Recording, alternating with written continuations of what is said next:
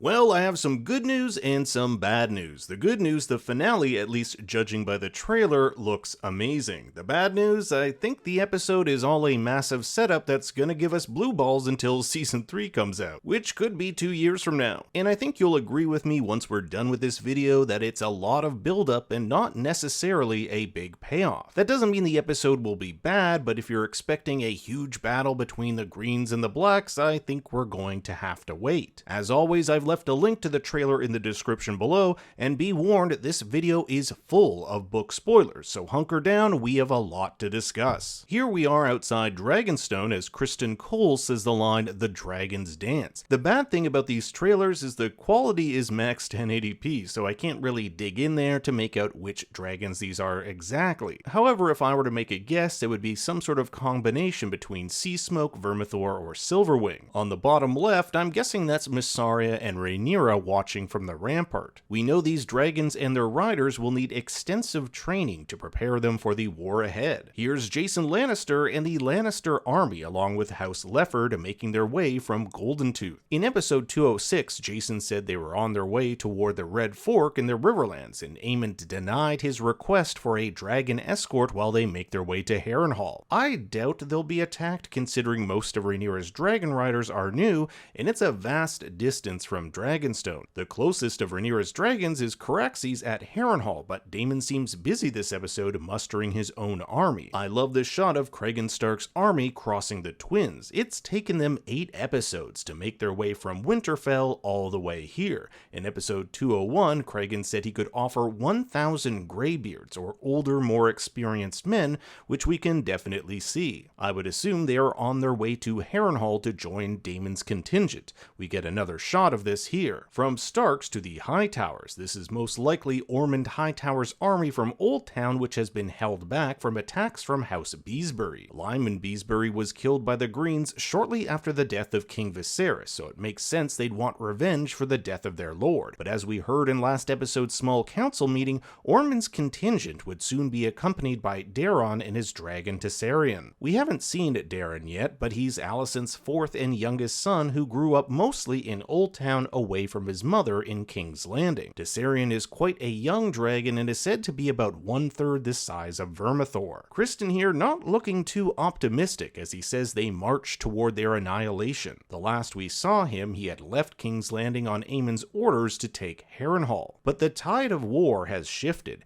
Daemon has an army now along with Rhaenyra's 3 new dragons. Going into battle would be suicide. This could be why Gwaine holds a sword to his neck. Has Criston given up? Here we have our favorite longneck boy, Caraxes, screeching as 2 unknown dragons make their way to Harrenhal. You can make out the Isle of Faces on the bottom left with all its weirwood trees. I'm gonna guess these dragons are from Team Rhaenyra. I don't think we're gonna have some big battle at Harrenhal. We get a better shot of them here. If I had to hazard a guess, this is Seasmoke and Syrax. Speaking of Rhaenyra, she's assembled all of her dragon riders minus Daemon. This is a huge feast which must be a welcome change for Hugh and Ulf, who previously faced starvation in King's Landing. The House Tully banners here suggest this is Daemon's army outside Harrenhal. Alan here looking ready for battle. In the book, Aemond and Vhagar leave King's Landing for battle, pretty much leaving the city undefended, so it's possible the Valyrian fleet is surrounding the city. Or they could be making their way to the Gullet, which I'll explain a bit later. A beautiful wide shot of King's Landing, but check out this carriage down here. It's gotta be carrying someone important.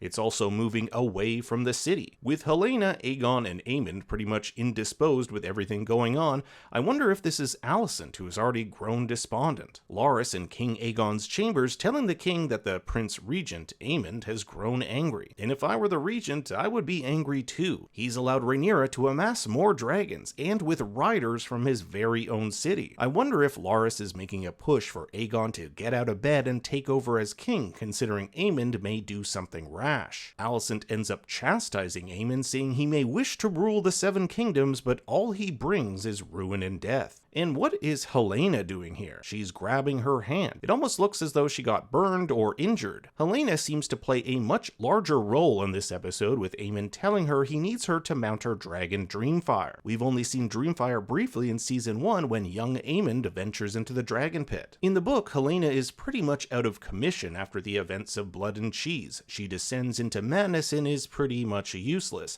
However, the show seems to be taking a much more different approach. I've even heard rumors that Aemond will find out about Helena's prophetic powers and try to use those to his advantage. Although those are just rumors. In the closed caption, we hear an unknown speaker telling Daemon, "While you have mustered an army, Rhaenyra has faltered." A few episodes ago, Rhaenyra tasked Sir Alfred Broom to travel to Harrenhal and see what the hell Daemon was up to. And guess who we see multiple times in this trailer? The Broom Man himself. Alfred has been the most anti-Rhaenyra voice at the Black Council, and it seems he's cozying up to Daemon and even goading him into a coup. In the book, Alfred does turn on Rhaenyra, but only after he's not given the title of Castellan of Dragonstone when Rhaenyra takes King's Landing. Here we have Daemon entering Harrenhal's Great Hall, which has amassed hundreds if not thousands of men. We can see a soldier from House Piper of Pink Maiden on his right. Aemond and Helena overlook King's Landing. He needs his sister to fly on Dreamfire into battle. This is possibly one of the reasons why Alicent is so upset at him.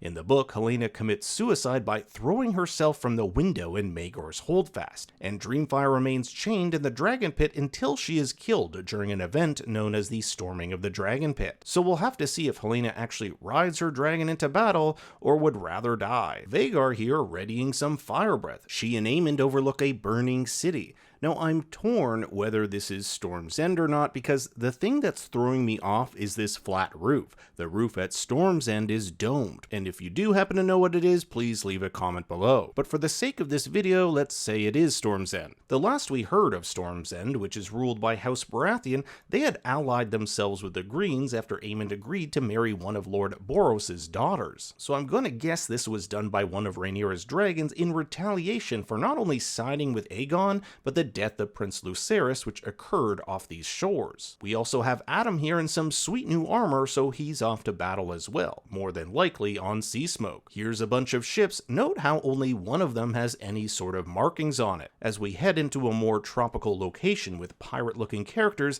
I think we're looking at the Triarchy. In this shot, we can see a Targaryen ship in front of a tropical port. I'm guessing that this guy here is Tyland Lannister. Maybe it's Otto, but my guess is Tyland. Remember that Aemond wanted to make a deal with the Triarchy for their ships, and perhaps this is what he's doing. However, I think there is a surprise. In the book, Otto has already gone to Essos and made a deal with him. This is why he's been MIA since departing King's Landing after episode 2. I bet we'll see Tyland get the shit kicked out of him, and when all seems lost, Otto will come and save the day. This woman here looks to be Sharako Lohar, the admiral in charge of the Triarchy's fleet of 90 ships. They are pivotal in breaking the blockade of the Gullet, which might be what these ships are doing. It is one of these ships that captures the merchant vessel carrying Rhaenyra's 2 children, Aegon the Younger and Viserys II. We get a brief shot of Rhaena running here, who should have been protecting the little princes, but she stayed behind in the Vale to search for that mysterious wild dragon, who is most likely Sheepstealer. In my episode breakdown, I discussed how Rhaena is taking over the story arc of Nettles from the book. Corlys, adorned in full armor, looking a bit sullen.